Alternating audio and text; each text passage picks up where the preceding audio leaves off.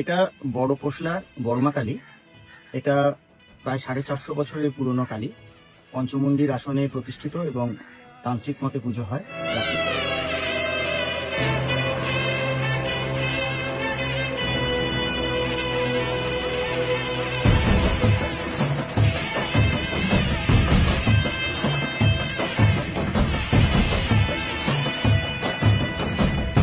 ಗೊತ್ತಿಲ್ಲ ಶಿವನೇ ಭಕ್ತಿದಾರಿಯೋ, ಗೊತ್ತಿಲ್ಲ ಶಿವನೇ ಭಕ್ತಿದಾರಿಯೋ, ಗೊತ್ತಿರುವುದೊಂದೇ।